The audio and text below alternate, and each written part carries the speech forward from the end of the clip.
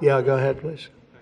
Thank you, Mr. President. Could you tell us a little bit more about the Russia talks, your impression of how they went today, and if you're perhaps more confident or less confident of a deal after what happened today? Well, much more confident. They were very good. Russia wants to do something. They want to stop the savage barbarianism. I mean, what's going on over there? It's soldiers are being killed by the thousands on a weekly basis. It's ridiculous. And they're not American soldiers. They're Russian soldiers, and they're Ukrainian soldiers largely, although a lot of Koreans have been killed, as you know. Quite a bit of them have been killed. They came over to fight, and a large portion have been wiped out. But we want to end it. It's a senseless war. It should have never happened, would have never happened if I was president, and it's a shame to see it. And I see pictures that you don't see, but I see pictures of fields that look just horrible. It looks like Gettysburg. If you see the old pictures of Gettysburg, it's soldiers lying all over the field, body parts all over the field. They're all dead. And this is going on a daily basis. It's a horrible thing. Both Russia and Ukraine, they're losing thousands and thousands of soldiers, and a lot of people have been killed too. I think that's one of the things that you'll see historically, and you'll see later on as it goes along. I think people are going to be surprised at how many people, not only soldiers, have been killed in Ukraine. A lot more people than you think. Yeah, please. President Trump, as part of a peace deal with Putin, would you be willing to consider removing all American troops from Europe? Well, nobody's asked me to do that, so I don't think we'd have to do that. I wouldn't want to do that. But that question's never really come up. Yeah. Please. Sir, do you support stationing European peacekeeping troops in Ukraine as part of this peace deal? If they want to do that, that's great. I'm all for it. If they want to do that, I think that'd be fine. Even if the Russians are I mean, I know France has mentioned it. Others have mentioned it. UK has mentioned it. But, yeah, if we have a peace deal, I think having troops over there from the standpoint of Europe, we won't have to put any over there because, we're very far away. But having troops over there would be fine. I would not object to it at all. We're talking about this now, peace. We have either a ceasefire or a peace itself, and we're looking to do both. We'd start off with the ceasefire, and if they want to do that. I know France was willing to do that, and I thought that was a beautiful gesture. Yeah, please. Do you have any message for Ukrainians who, after 3 years of fighting, might feel betrayed or disappointed at not having a seat at these initial talks in Saudi Arabia? Well, I think I'm really disappointed in what's happened. I've been watching this for 3 years. It's a war that would have never happened if I was president, and I've been watching these people being killed at levels that you've rarely seen, not even close, since the Second World War.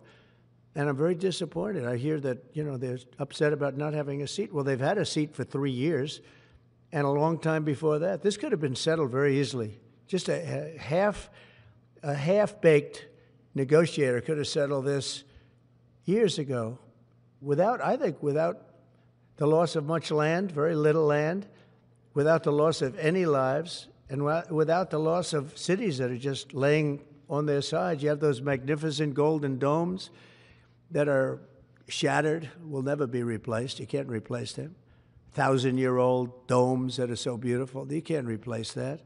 A whole civilization has changed because of what. So when they're worried about not being seated, you mean somebody that should have gone in and made a deal a long time ago. You could have made a deal. This is one that could have made a deal. There was no talk of this during the Trump administration. Putin would have never, ever done it. And by the way, we wouldn't have had October 7th. You know that. We wouldn't have had October 7th either in Israel. And we wouldn't have had that mess that's going on over there. It's like we have great fire people here. We're putting out fires. All over the world we're putting out fires. So that wouldn't have happened. And you know what else wouldn't have happened? Inflation. Because it was caused really by the cost of energy going through the roof because of their bad energy policy. We're hearing that Russia wants to force Ukraine to hold new elections in order to sign any kind of a peace deal. Is that something that the U.S. would ever support? Well, we have a situation where we haven't had elections in Ukraine, where we have martial law, or essentially martial law in Ukraine. where the leader in Ukraine, I mean, I hate to say it, but he's down at 4% approval rating, and where a country has been blown to smithereens. You got most of the cities are laying on their sides. The buildings are collapsed. It looks like a massive demolition site. The whole, I mean, so many of the cities. I mean, they haven't done it in Kiev because I guess they don't want to shoot too many rockets in there. They've done it 20%, but they haven't done it 100%. If they wanted to do it 100%, it would probably happen very quickly. But you have cities that are absolutely decimated. And yeah, I would say that, you know, when they want a seat at the table, you could say the people have to, wouldn't the people of Ukraine have to say, like, you know, it's been a long time since we've had an election. That's not a Russia thing. That's something coming from me and coming from many other countries also. You know, Ukraine is being just wiped out.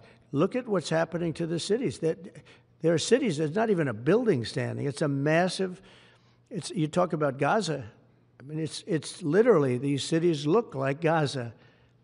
Actually, many have, percentage-wise, more buildings knocked down than in Gaza. So, you know, people are tired of it. People want to see something happen. And, you know, the other thing that it's been bothering me for a long time, because I solved the problem with NATO. They paid hundreds of billions of dollars into the funds of NATO when I said, you got to pay, because the United States was paying for European countries, and then they take advantage of us on trade. But I've seen it. Look, they have to pay. They have to find out, where is the money going to? We have, I believe President Zelensky said last week that he doesn't know where half of the money is that we gave him. Well, we gave them, I believe, $350 billion, but let's say it's something less than that, but it's a lot. And we have to equalize with Europe, because Europe has given us given a very much smaller percentage than that. I think Europe has given $100 billion, and we've given, let's say, 300 plus, and it's more important for them than it is for us. We have an ocean in between, and they don't. But where is all the money that's been given? Where is it going? And nobody, I've never seen an accounting of it. We give hundreds of billions of dollars. I don't see any accounting. So I want to see peace. Look, you know why I want? Because I don't want all these people killed anymore. I'm looking at people that are being killed, and they're Russian and Ukrainian people, but they're people. Doesn't matter where they're from on the whole planet. And I think I have the power to end this war. And I think it's going very well. But today I heard, oh, well, we weren't invited. Well, you've been there for 3 years. You should have ended it 3 years. You should have never started it. You could have made a deal. I could have made a deal for Ukraine that would have given them almost all of the land, everything, almost all of the land, and no people would have been killed, and no city would have been demolished, and not one dome would have been knocked down. But they chose not to do it that way. And President Biden, in all fairness, he doesn't have a clue. What he was so bad for this. He was so bad, so pathetic. It's so sad. But with all of that being said, look, it is what it is. When I left, there was no chance that this could have happened. But it happened because we had incompetent leadership at many different levels. But when you see what's taken place in Ukraine with millions of people killed, including the soldiers, millions of people killed, a big percentage of their cities knocked down to the ground. I don't know how anybody even lives there. You know, when they say they took a poll and Zelensky's at 4%, who's living there? You know, I mean, people are, it's hard to believe that people live there. Their cities are being knocked down, and this is something that would have never happened. And by the way, for 4 years, it didn't happen. It was never going to happen. Go ahead. One follow-up question. How would you counter the perception, because Russia's pushing for this, obviously, they don't really hold true elections, that would be a capitulation of some sort? How would you guard against potentially Russia installing a puppet government? And then finally, how would that new election have an impact on getting Zelensky to sign the rare earth minerals deal? Look, you have leadership, and I like him personally. He's fine. But I don't care about personally. I care about getting the job done. You have leadership now that's allowed a war to go on that should have never even happened, even without the United States. Look, we had a president who was grossly incompetent. He had no idea what he was doing. He said some very stupid things, like going in for portions and all of the things. He made a lot of bad statements, but he's grossly incompetent, and I think everyone knew that. This is something that should have never happened, would have never happened. And I used to discuss it with Putin, President Putin and I would talk about Ukraine. It was the apple of his eye, I will tell you that. But there was never a chance of him going in. And I told him, you better not go in. Don't go in. Don't go in. And he understood that. He understood it fully. But I'm only interested, I want to see if I can save maybe millions of lives. This could even end up in a World War III. I mean, to be honest with you, you've been hearing now Europe is saying, well, I think we're going to go in and we're going to go. All of a sudden, you're going to end up in World War III over something that should have never happened. And, you know, it's a very sad situation.